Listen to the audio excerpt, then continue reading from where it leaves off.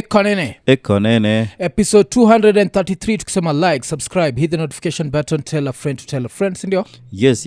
Yeah, na you guys siwezi kudanganya jo. Kuna vile bado niko na machungu. Kwa vile tukipata jo the advocate Willis Otieno. I was like, this is a big one. Yeah, this is a good one. Yeah. You get as a Kenya gentleman notice jo, without doing gossip, you can't make it out of the block. You can't make it out of the block without gossip, man. Like, we need to start talking about vile Jackie Matuvia and Milichebi are fighting. Like, that's where we need to keep it at that level. Yeah. Who didn't attend each other's ratio. Yeah, that's the level these people need to go hard. Yeah, but ukikaa chini tunataka you want to tell them like, oh, did you protect your bank account or think about opening an offshore account? Yeah. You don't want to hear that. Wataki. Yeah, so that was surprising. Yeah, actually government is to sponsor because no one is listening. Yeah. Like, these are harmless, but yeah, we are so harmless. Yani, the government needs to use us to spread their propaganda. Opposition propaganda. Propaganda. No one is going to need it. So so when it happened, that one I won't lie to you. I was like, damn, man, this is a sad state of affairs. Because nataka kujua like what are Kenyans like interested in? Just gossip? Like, should it just be gossip? Like, but wacha tutoke hapo. Now, talking of good things that have happened, of course, jana hata kabla tubongejia now, by jana we mean Wednesday. But before we talk about the Wednesday, let's talk about what's coming. Rapture the Scientist, Raw and Uncut 3, live on stage December 16th. Itakuwa ikihappen at Nairobi Cinema. So what we've decided to do is that this dude of Nare is our dude, sindio? Yeah. So we've decided that he needs to go on a media tour, unajua?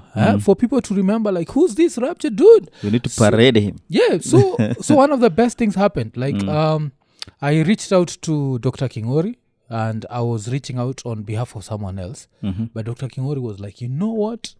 Raya people need to show up first. Let's deal with Raya first. And then, of course, Rapcha can talk about his stand-up. So, tukaenda up to meishia the weekend edition. So, the weekend edition ya Friday night, tutakuwa hapo ndani. And I want people to watch. Because, Ian, ulikuwa kwa ile, like, the whatever room, the waiting room. You had backstage? Yes. But I could also listen to what you guys were talking about. You saw the way did Nare chachishad, eh? Yeah, chachishad. Yeah. What was intriguing, and I was telling him after interview the fact that the audience, the audience likuwa pale ni, you are like almost their dads. Yes. And he was able to make them crack. Yes, they were laughing. Wakiisha.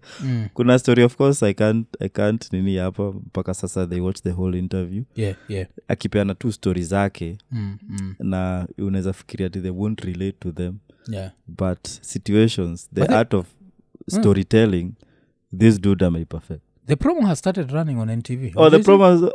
so on the promo, you can on the promo, it's Rapture, na ile Platinum nayo kuna muenjoy, like the way alijipeana. So, anamuuliza, so ile kamba. Did you arrest yourself? Alafu mimi nikiongea juu ya vile mother alikuwa anauza mawe. Then King Ori ananienjoy like at when life was that hard, does it mean mnakula mawe? Stock. Mnakula stock, yes. So that's okay, the part. Yeah, so it was a good one. Like one of the stories of course, Dr. Kingori talked about kwa hiyo, pia inaonyeshwa hiyo promo ya kale kamse kaliba kutoka kwa hosi. So pia sisi tunaplan kubonga juu hiyo story, of course, kwa the weekend update. But now the weekend edition, Joe, like a big shout out to Dr. Kingori. Because we also enjoyed it. Like, it was good to see such kids, unajua wale wanasikia Dr. Kingori akiniuliza juu ya hip hop like 20 years ago. 20 years.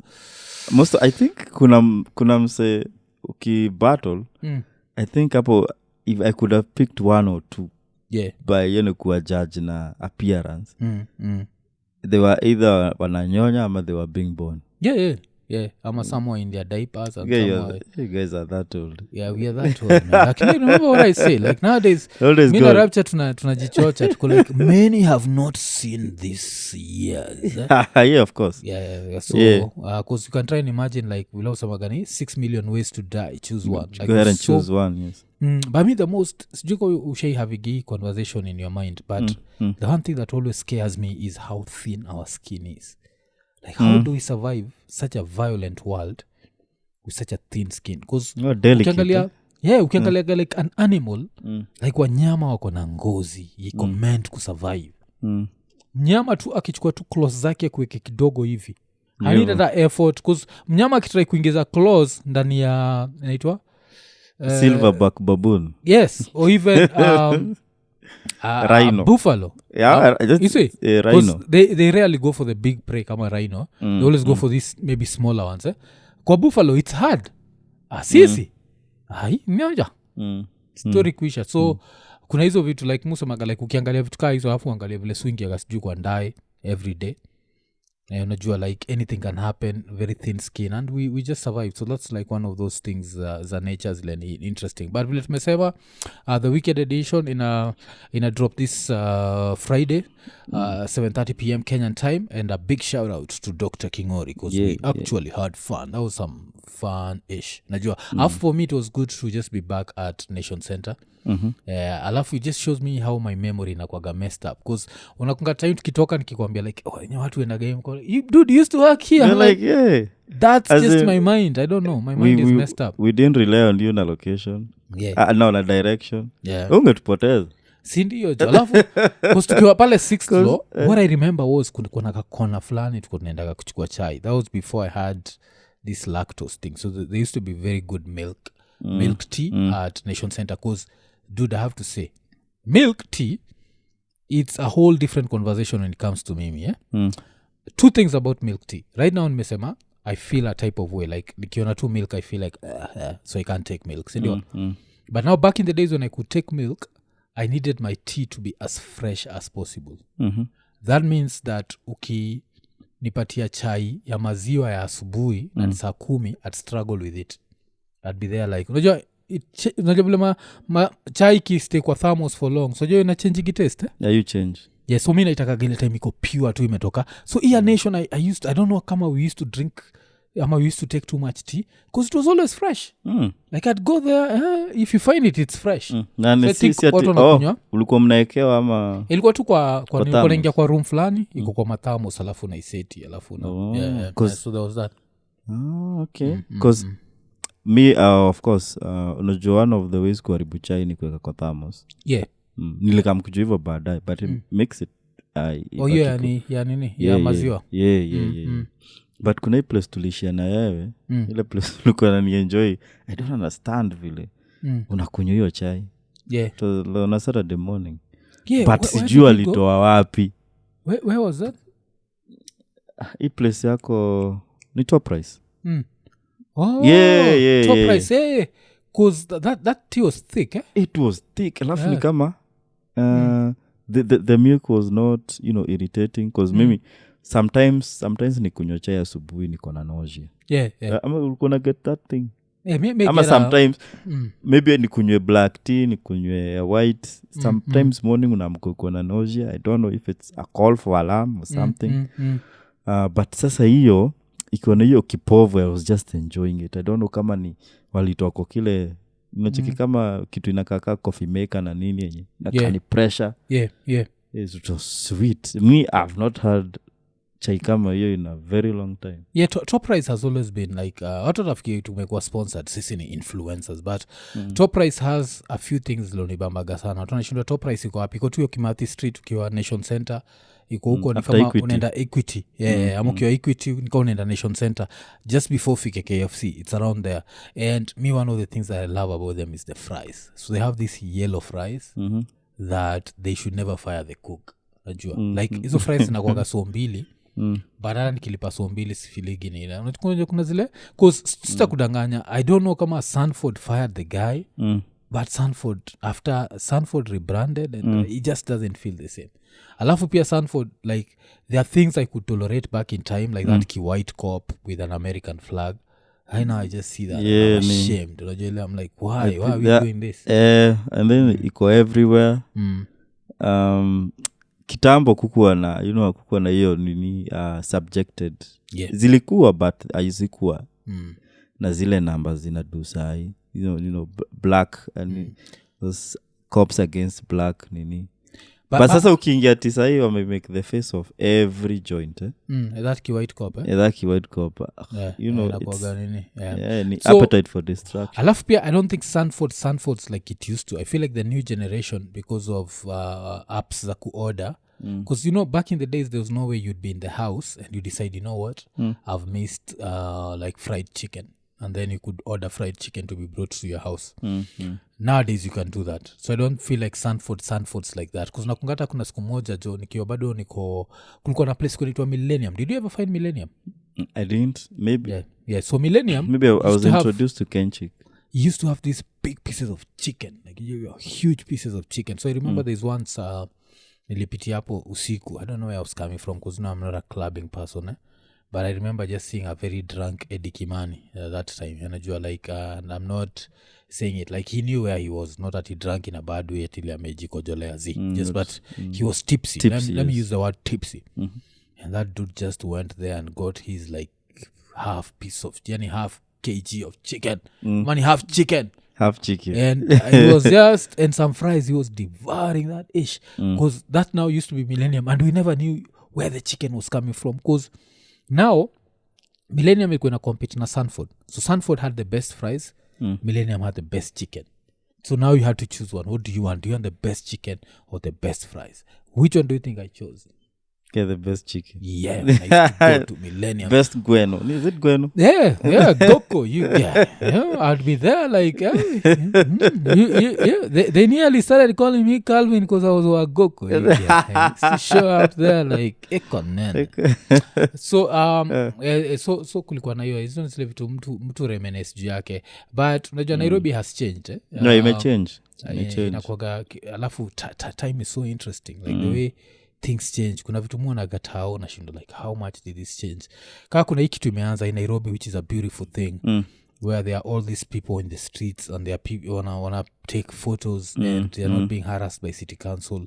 That's one thing like I have to give credit to Sakaja, unajua. And apart from Sakaja I think tunafaa kutafuta anaitwa nani? Tunafaa kutafuta Robert Alai because Robert Alai is an MCA. I don't want to sit down with him and niambie like how things are.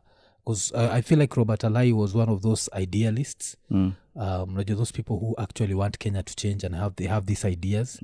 I'd want to know now, being in it, does he feel like you can actually... Because in a conversation we have now, a few people and everyone says it's not that easy to change things. And I always feel like there are things we can change. Because at least one thing Sakaja may change ni photographers wameacha kuharasiwa. But nimekuwa nikiona wako pale na zile manini zao wanapiga watu photos in the streets. Zile ma softbox. Zile mwamvuli ni serious.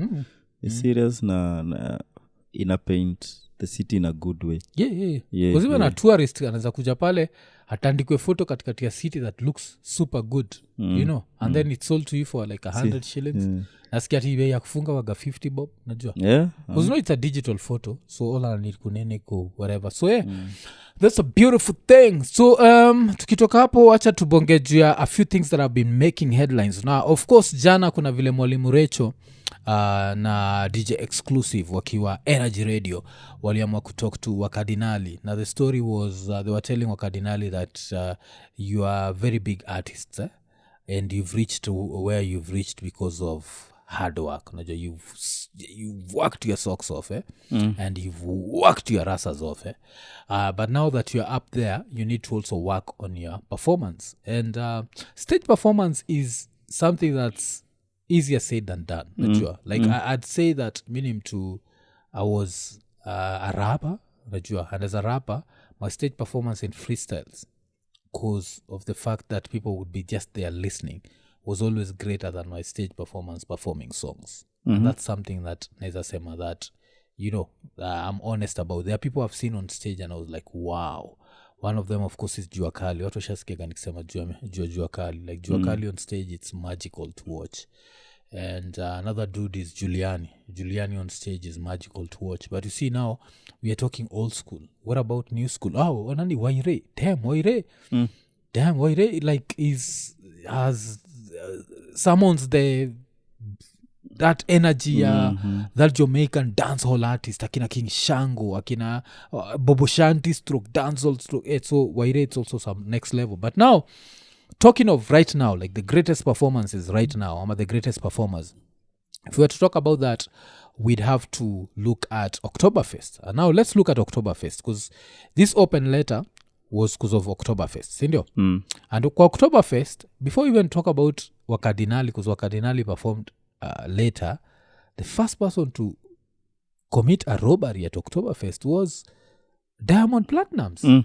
Still came with the same playback nonsense. Just because there's a band, awezi tudanganya. Yes, there's a band, alafu una sing two lines and then you whatever. Alafu na you go so up stage. 80% ni the fans walifanya kazi. Fans ndo walidu kitu. And this guy has been like people have just let him get away with this nonsense for too long. You're Diamond Platnumz. Yes? You are the biggest artist in East Africa. Yeah? You can't be doing this. You can't be the person who shows up and does izima playback like 90% of your performance without, like if the DJ's machine ikimwagikiwa na maji, this dude's performance is over. Yes. Yeah, the band itashindwa like irayani nini iteni Zuchu tumsaidie huyu sasa. So considering niko nasikia he was paid watu wanasema 10 million shillings, other people are saying 5 million shillings, but it's the regions of millions, as saying he was paid 22 million shillings. That performance according to me was zile performance nilikuwa naona back in the days of 40,000 shillings. Yes, he stayed on stage for 1 hour, but he was doing playback whatever. But he's such a superstar that no one saw that.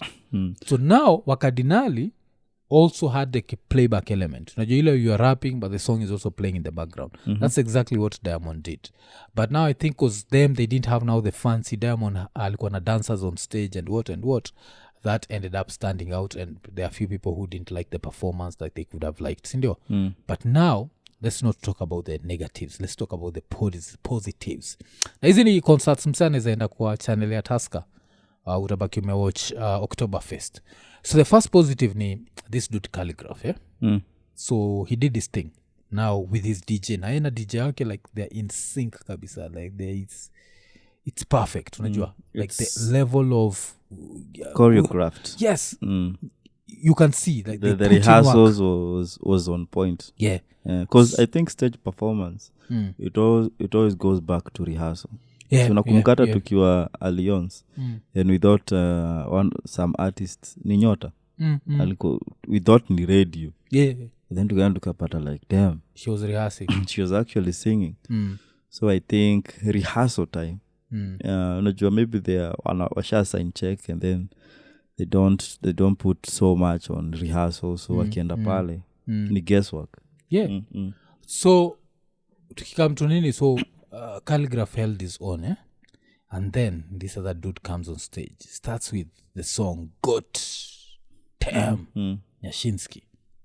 That performance was ridiculous because now he was performing with a band, and sometimes he just let the band play the music. How this dude literally started the song Goat.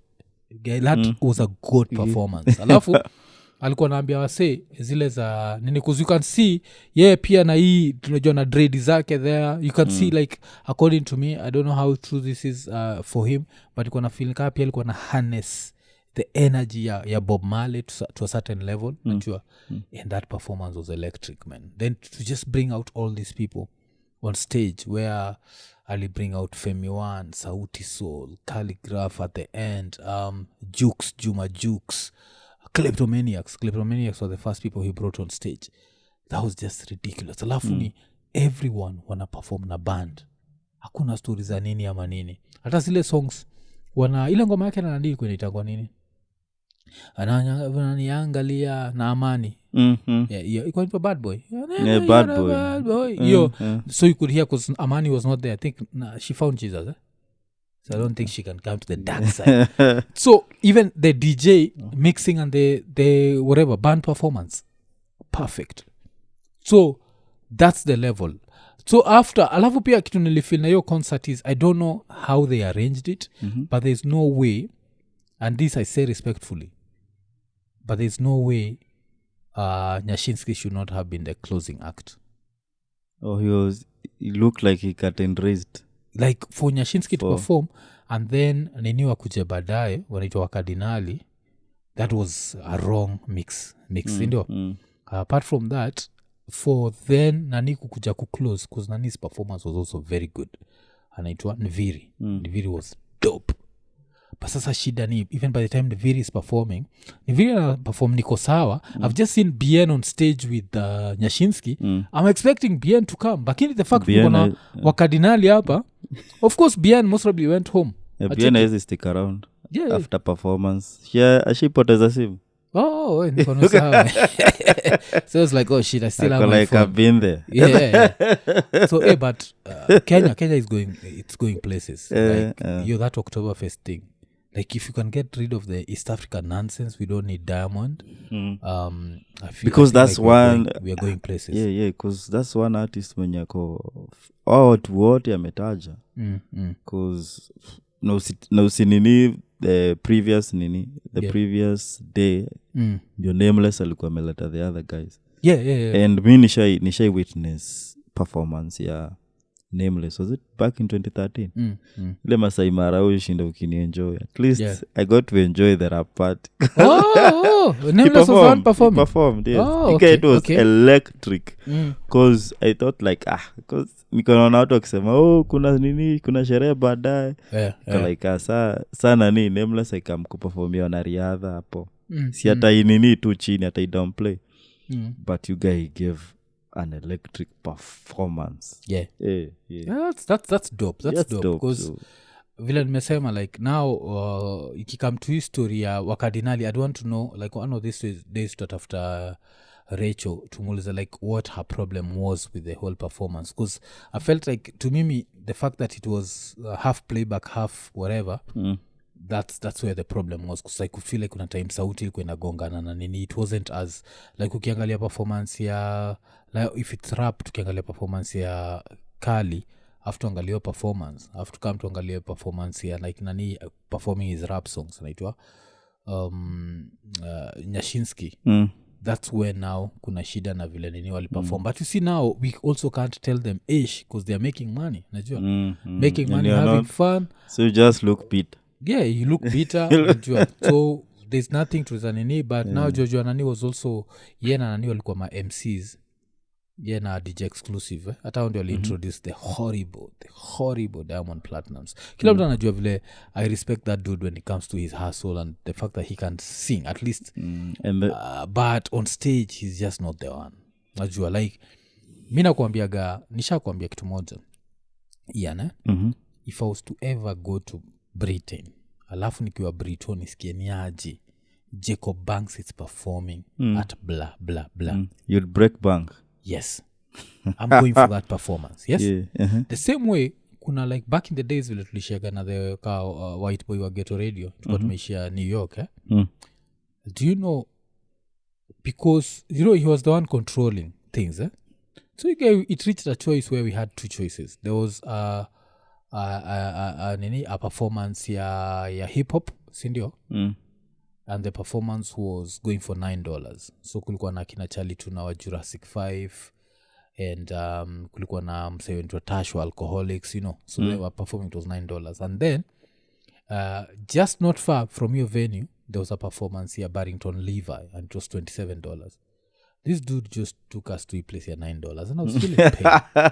You can know how much I want to see Barrington Levi. I'm proud of that Broadway. Yes, I'm proud. You get like check how much I love hip hop, but I wanted to go for that performance because kuna zile performance mujuaga they won't disappoint 100%. Musemaga like one of the best performances nishaiona Kenya, Morgan Heritage, straight after the post-election violence. You keep saying talking about Morgan, that. Yes.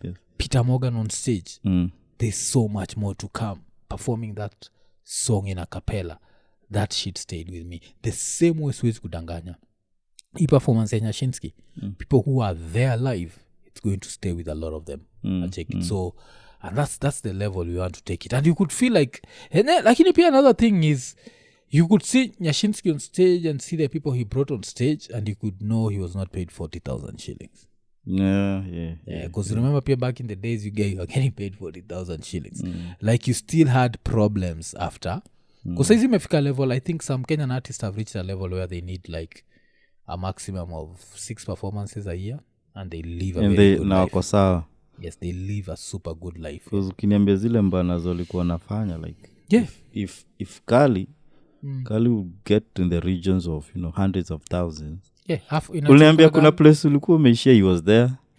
And then juzi alikuwa kwa nini asijenge mansion juu? That dude is booked. That dude is overbooked. Because tulikuwa masaiza nini, alikuwa hiyo event ya Safaricom, si ndio? And then hii siku yake ya Oktoberfest, during the day he was performing. He performed at Stanchart Marathon. Oh! Yeah, that's a marathon of money. Yeah, Southern Bypass. Then akaenda hiyo nini. So that's kunao manini wamefika hiyo caliber. So of course when he's akitengeza keja yake, anaitengeza vile anataka. Alafu ni kitu kingine pia anashinda kwa raya za Kenya. Just because you don't like nini. Unajua Musamaga, never criticize someone if they have more money than you. Never criticize their what are they called? Their possessions. See, if you can't own such a house, you don't have a right to say it's not beautiful to you. It looks like a mall. Like, shut the fuck up. But if you have the money, you can be like, your keja iko nacheki. Mseka Nyashinski akicriticize your keja ina make sense. You just STFU, just shut the fuck up. Ngoja malize. Ngoja malize. Ujui. Unajuaje si keja stroke msea anajiuziaga vitu.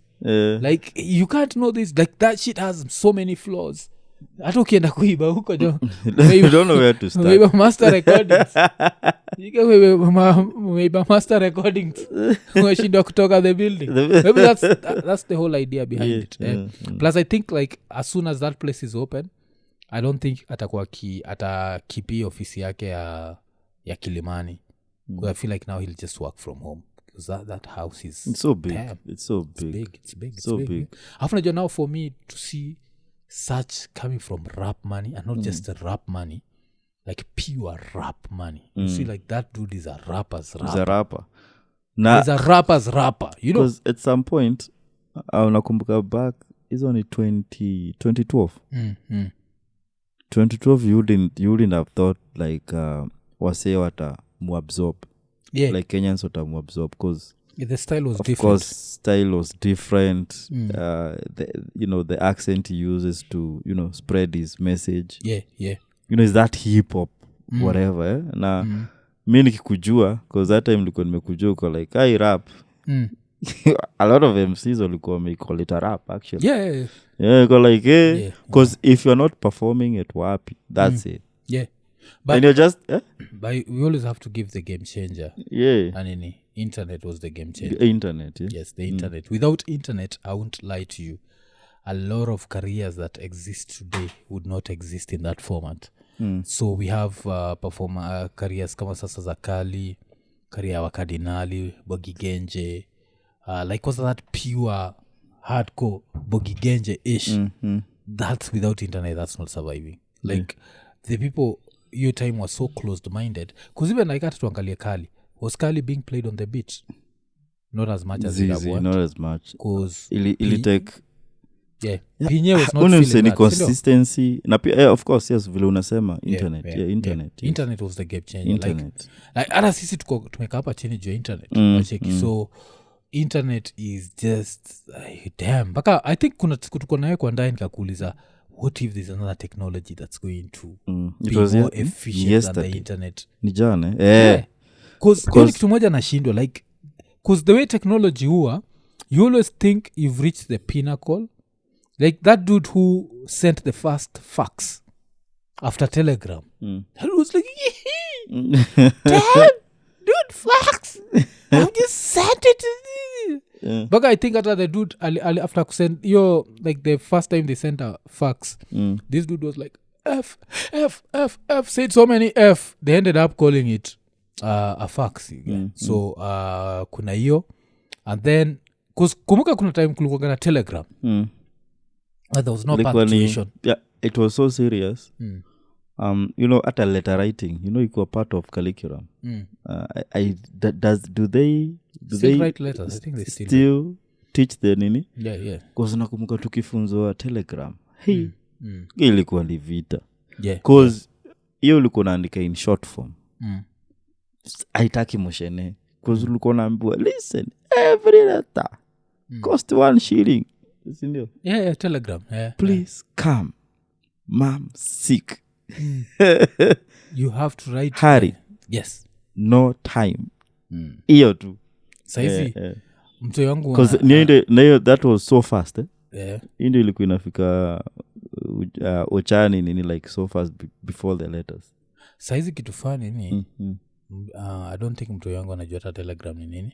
Na kaa anajua kama app iko kwa simu. Now, like it's an app. It's an app on the phone. A lot of people using that app don't know that poleni they don't know that this actually meant something. Yeah, it was a way to nini. So it's so interesting. One of the fastest way to relay message up country. Yeah. Because when nikisikia gata Telegram, that's what comes to mind. It comes to mind the fact that the app is what comes to mind. Now Kenya squeezy people actually come to mind akina Edgar Bare who've taken over your kitu. So kuna hiyo, but that's how much times have changed. I don't know how much more nini naenda kuchange like technology, but it's going to be an interesting thing to see. After we talk about vitu zimechange na vitu mzee, nicha tubongejuaka kuna udemita manzi wa Kibera and she's been walking around with some 67-year-old Buddha anasema ni lava wake. So kaka mzee jo kametokea this week nikaka kulipwa salary jo. Kalisema mzee kama mimi anaweza kufanya kazi hivyo kweli na hana nguvu ya kuzaa watoto tena kuzude mko na ball. So ira ya nikaija kwa kilipwa jo imesema jo hii ball si yangu. But now every time I see this old mzee I feel like unajua like ile harnessing the energy of my ancestors and grabbing something called bokarao. Bokarao ni ukoshe niambia. Nyahunyo, yes. Like at this age. Bakora. For you to be a social media star at 67. Most probably you have grandkids and you have, this is some embarrassing thing, unajua. Wana ichukua gaji historia yako Buddha? I think of course I understand the fame na nini. But it's not CA whatever ana try to do. He's been controlled by Nimanzi wa Kibera. Because that I understand nini attraction na fame na nini. Yeah. I think there's some kuna jutafika you wouldn't be worried about fame. Because me at 67 takuwa I'll be more worried about what my grandkids are doing. Yeah, are they in a stable relationship? Are they sijui nini? See ati my grandkids, his grandkids are worried about him. Yeah, man, it's that's the other way around. It's really, I don't want to know even if he has a family. In a family, and what about his kids? And if he has like a wife kamze but azapata ka wife kana supporting the hustle and then mtengeneze pesa online. Leo mmetrend ama mjatrend? Hatujatrend leo. Lakini sasa ilikuwa like umepatia mimba kila siku mpatia mimba. Alisikia wapi? But akamzai pia akaacha kutuenjoy at 67 mtu ajaretire akanyaga kitu. But I don't know hii story and the fact that vile ngona nakwambia wa Kenya ukiwapatia story ya aka kabuda na wapatie Willy Sotieno watachagua aka kabuda. So unajua we also love nonsense. So kama Manzi wa Kibera has found a way to monetize that, I can never blame her. Unajua because you give the market what the market wants. The market wants this nonsense. The market wants mzee hivyo. Market wants embarrass to that level because I don't know what's being tried to achieve to be achieved hapa. Damn, hii kukoa yangu Jimmy imenirudia tena. I don't know what's they're trying to achieve.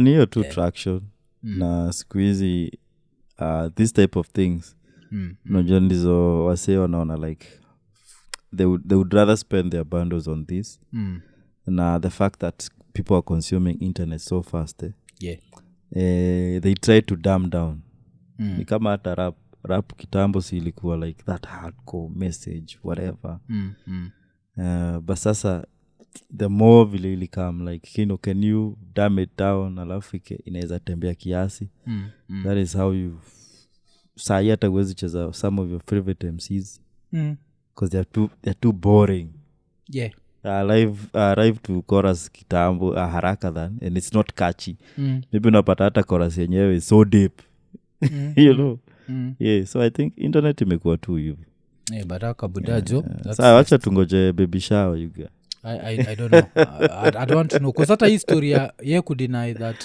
he's gotten pregnant like that he got her pregnant was apata they are trying to trend bado like that's how low ako kabuda kako alafu ni chikigula so sema like ati ukipatana na mzee kaa chini na yeye umuombe mawaidha siwezi taka kuomba kama mzee mawaidha like unless he's getting paid some really good money to clown himself like this like I don't staki mawaidha yote kutoka kwake like we kwenda kabisa I don't think I don't know but kiangalia nini I know there's more kuna wase wana make do kwa social media I think yao ni cloud too na maybe wanatafuta tu endorsements now what can they advertise?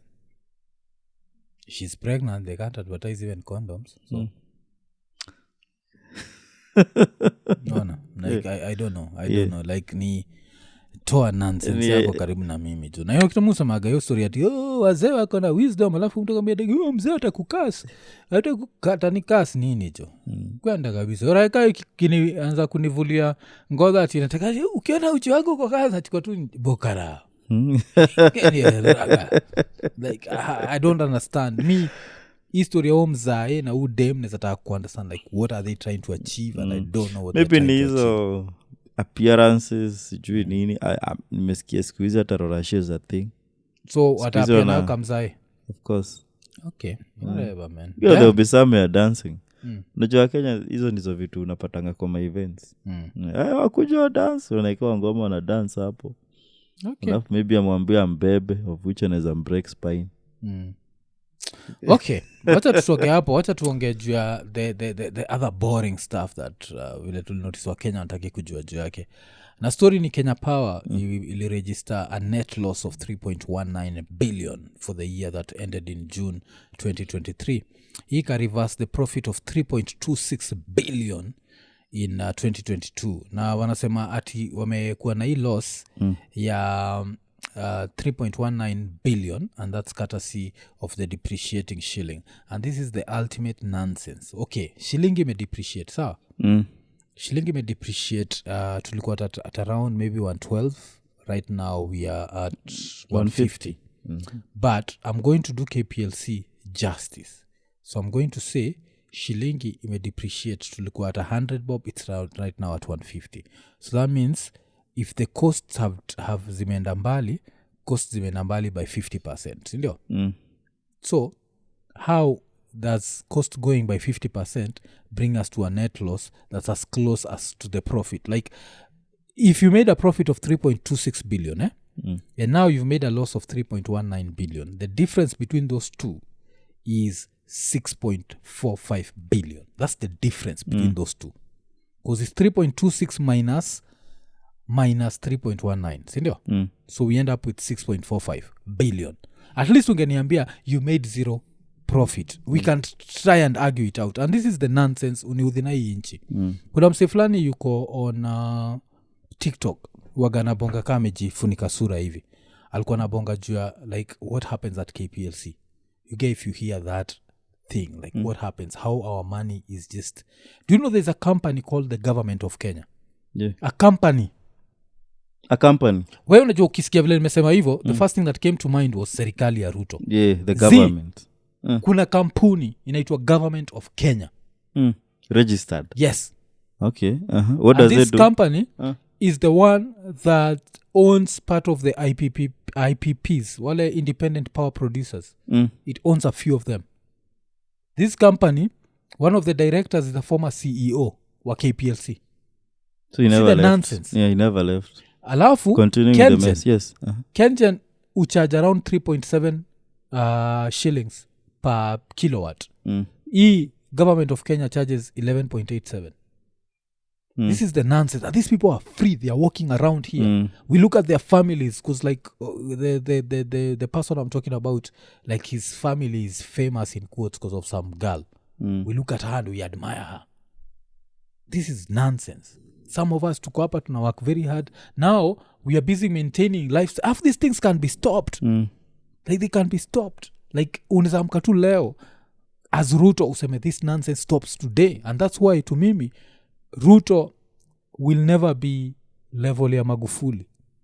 I didn't like Magufuli because Magufuli was a dictator. But this nonsense would but never he had happen. the balls to call it out. The minute you control power, price za power zikuja chini. Do you know shilingi inaanza kuenda juu? Because manufacturing kwa ninis inaenda down. So kwa nini Ruto instead of to stop pale tukiingia kwa airport, just go after these families. Just stop this nonsense. Yes, strip and you them down. Yeah, you're anti-dynasty. What's more dynastic than a family starting a company called Government of Kenya and then using that to fleece the Kenyan civilians? Nacheki? Like, we're trying to imagine the balls it takes to go and register a company called Government of Kenya. So another part of the shareholders were pia kulikuwa na Moi na Biwott. Hiyo Moi nilikuwa nasikia. Biwott as well.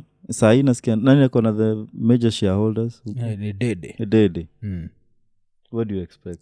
But sasa, but Ian, let's go back to this. You are Ruto. You are trying to save yourself. Because yes, you are the incumbent. Yes, in 2027, if you want to rig the election, you can't rig the election. But what would be better? Rigging or just winning clean? Because right now, with a gap of 200,000 votes, if you actually think you're going to win, you're high on your own supply. Nacheki. You are drinking from the well that your wife cleaned. Ilongele time wife actually cleaned dirty water, ikatan clean. But you can win this election just by one thing. Just wake up today and say, power in Kenya, this nonsense stops today. Not tomorrow, today. I don't think this guy who owns Government of Kenya, that company, he's not a Kikuyu kingpin. I don't think the Kikuyus would even fight lose for sleep. him. Yes.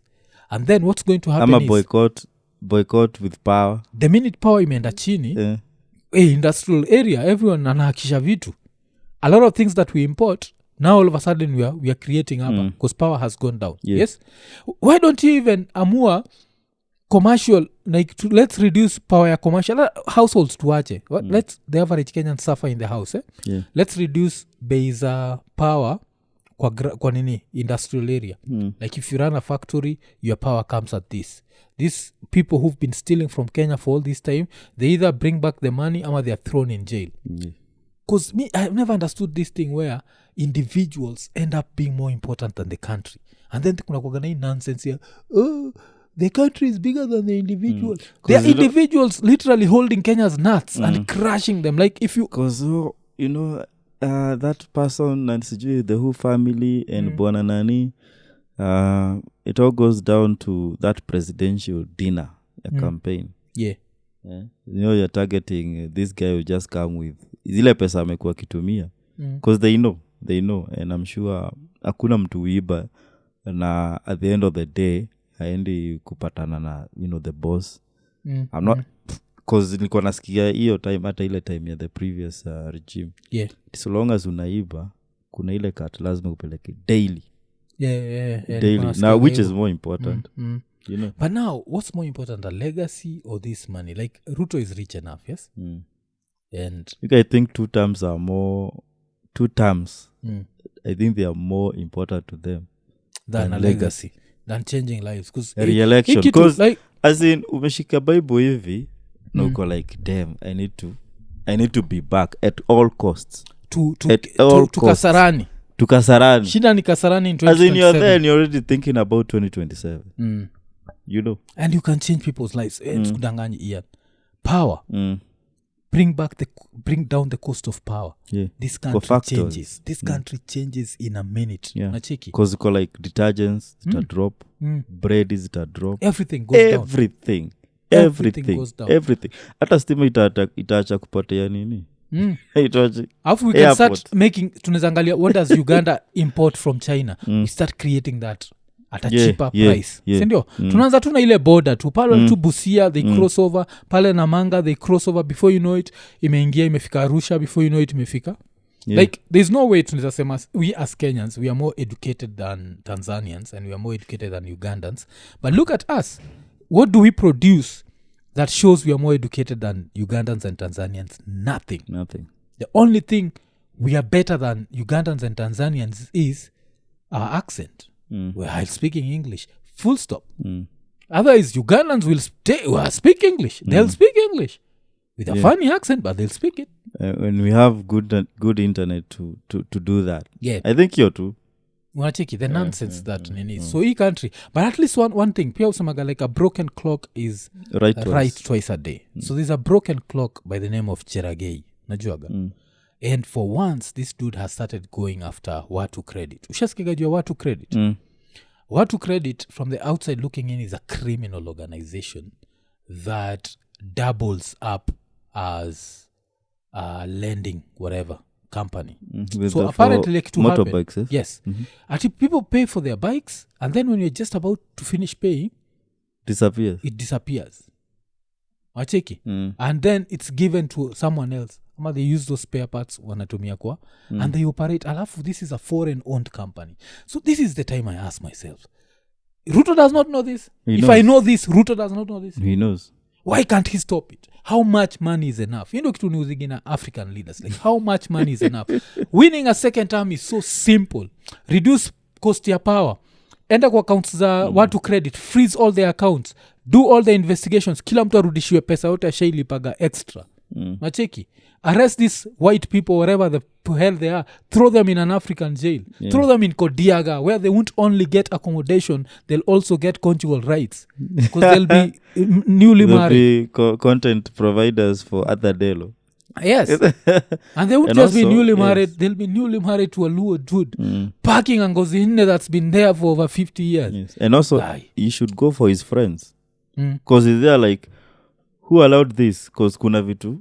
Like anaambiwa like we are planning this and this and this anaintrust tu mse and of course kabla sasa awaite back to just quiz there are very many cabinet meetings so umse anamwambia tu like boss unajua sasa pale unajua I mean this and this and this but nitarekebisha naambia don't want that story leaking out but he should go after this also guys who are protecting them because in the swali so we all knew about the history of Watu Credit kitambo mimi nilijua like 2 years ago. So Cheragei talks about it. Cheragei and Ruto ni kitu moja. Why can't Ruto stop this in one day? Who does Ruto need more? That average boda rider ama the Watu Credit CEOs and owners? Who does he need more? The guys who are going to when you atarudi back to we are like niaje I need your vote. Yes. When you ata brand vests. I take it. Hata ndio maana guide walikuwa wanasema refuse those vests. Don't attend to their birthday parties because unajua like these guys who are very whatever with and whatever wealth yenye yezi kuwa trace back. You're always there to applaud them at unajua that's the family of sijui nani. Start boycotting those things. It's nonsense. So tukitoka kwa hiyo more nonsense ile ina happen hapa Kenya tunaenda kwa the next one. Now the next one ni mystery over the missing KBC station title deed. So title deed ya KBC na miss and somehow people think this is a headline because this is the most useless headline nishaisikia because no one cares. We all know where KBC is. We know that KBC is owned by the state. So ni kama Ian saizi ukiwa unatembea kwa streets zako si ndio? Alafu upate title deed alafu hii ni title deed ya Chiefs Camp. Si KBC Chiefs Camp. I have the original. Alafu pige mse wako iko na Lands Commission kwa like niko nayo. will that thing help you? It wouldn't change anything. It won't change anything. Unless maybe ni area yenye ilikuwa demarcated for a chief's camp that never is. Yeah. Unajua hapo unaweza enda perimeter and then you ubonge na dio mwambie nataka kule land for some time. So that can work. Na uko mashinani. You know there are demarcated areas ama whatever designated areas for kuwa put up for those maybe in Turkana ama wapi. That would make sense.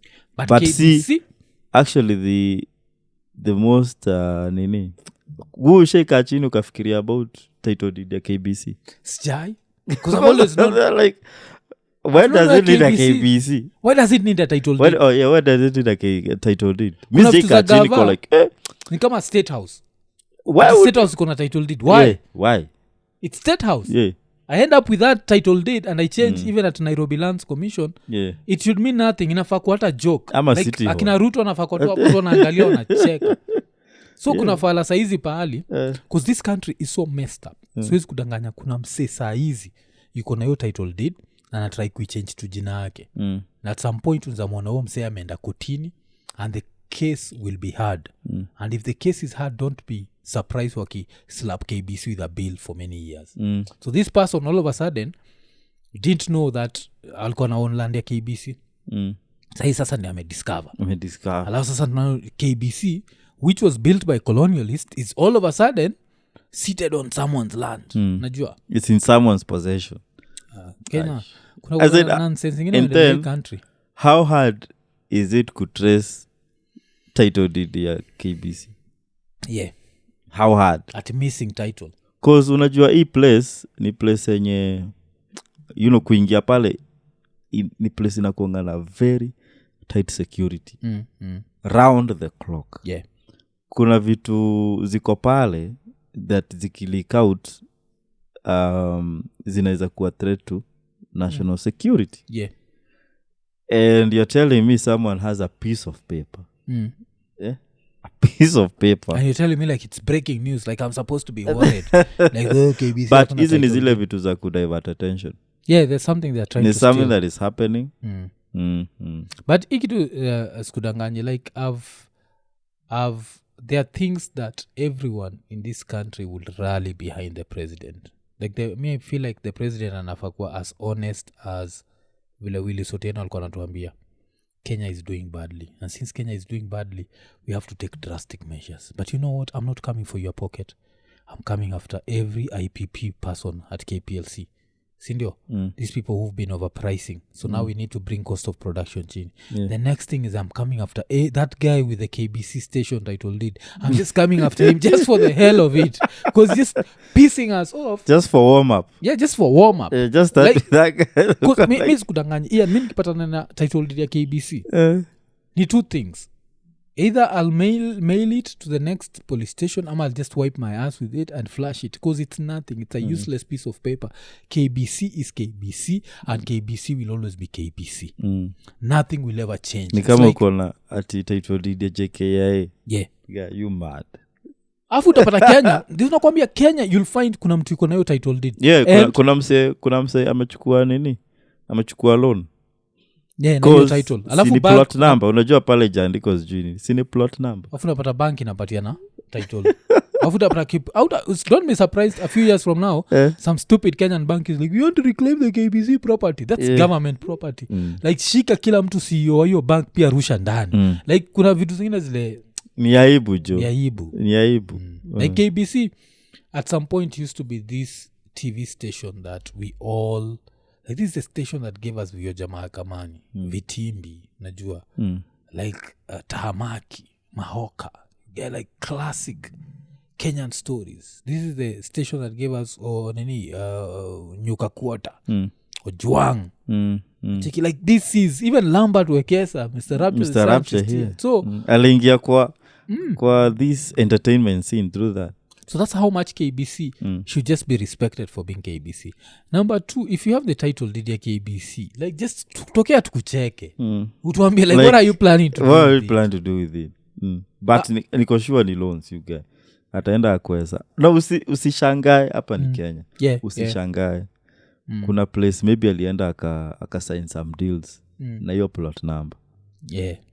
Alafu these people they're so useless they can't go to the land commission and search and see unaona hii nini hii ni KBC title ile naona ni kipara ya Ojwang alikufa. Msitulete ujinga okay? Kenya wagana zingine za ovyo kabisa but kitu moja wagafani ushaniuliza hata Kenya ikuwe na za ovyo we will never reach the level of America. Na America anasema with triple K like white America. Damn. Because kuna history moja nilifindikiwa interesting because there's a North Dakota woman fatally poisons boyfriend hours after he inherited $30 million. So msa ali-inherit $30 million which if you convert to Kenyan shillings comes to around on the lower side 4.5 billion Kenyan shillings. And hiyo ni budget ya county. Yes.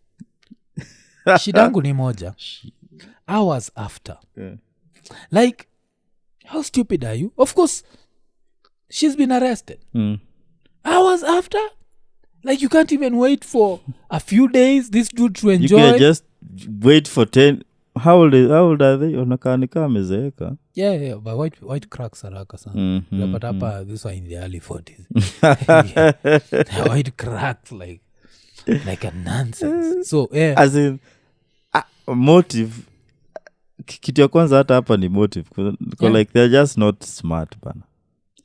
Na nini waliachiwa na wali-inherit. I don't want to know the fact that hata wana-inherit wakiwa old you guy means they were not even trusted. Because it's a dumb people. So now huko ni the state is going to take the money ama kama now they look for the next of kin. Unajua hivyo? Okay. Yeah, you can get you as a far relative. Go to like I am 1% North Dakotian. Ukioka your family whatever. They actually so ira eli dedi. Tafuta ira ya kudedi wataangalia iko na watoi. Si ndio? So watoi watachukua do. Kama haina watoi wataangalia iko na a cousin or something. Now they start looking for the family tree. Or even they can even go down to pets. Okay. Hakuna kitu niudhingika hiyo. Ushanotice US unapata like look at this cat. Bosco. Yeah. Bosco amejua $1 million. You guy. Na Bosco ajua $1 million. Kimpatia the best anaweza do ni kufetch. Yeah. It's some nene. So but them like kaa kuna watu wale nachukua gani dam. I don't think kuna mtu dam kushinda huu dem. So say she's in prison of course for murder. Like hours after just let him enjoy at least 2 days with this money. Let him buy vile states au fanya they buy a Lamborghini. Let him buy a Lamborghini. Let him buy a Ferrari. As in just and if then, you want him gone just support his those desires that the little boy in him. Buy him a fast car. Yeah. You see? And make him overspeed that ish. Yeah. Get just get him a membership ya nini casino. You know. Entertain his habits.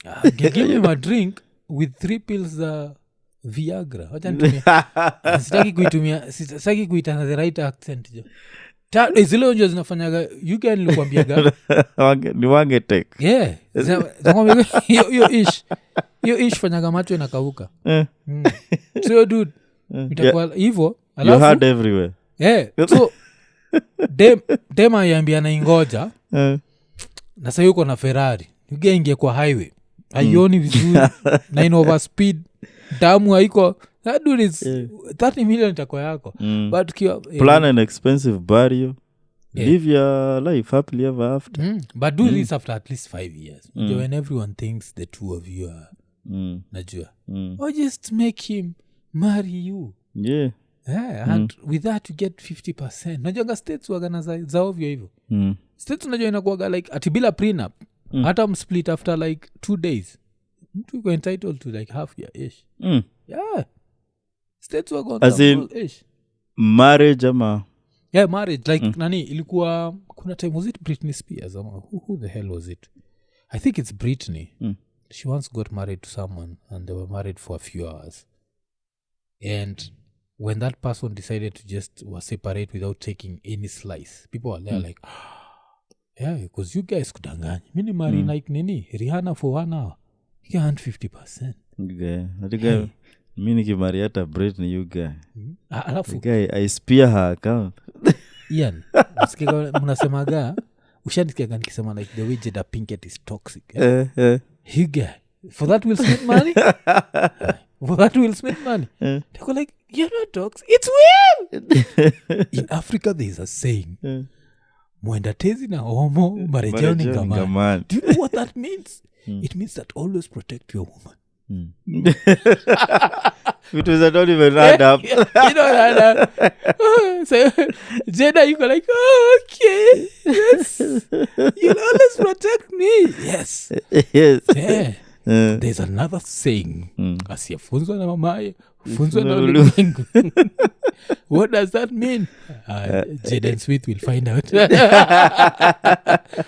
So there is because sinaniambianga there's always kuna ule mse who's the longest boyfriend wanani Oprah. Yeah, that dude has been na I'm sure na bado yo anangoja tu. Yeah, and hoping one day she'll propose. Yeah. Just hanging in there.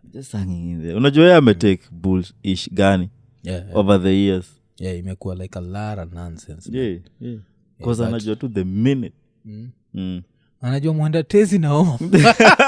Marejeo ni ngamani. Usikia nga amani. Ngamani. Ya mani. Ile nganodhia nani? Akwafanya ngawaya ngataka ngapata. Terence is working on the next ngawaya.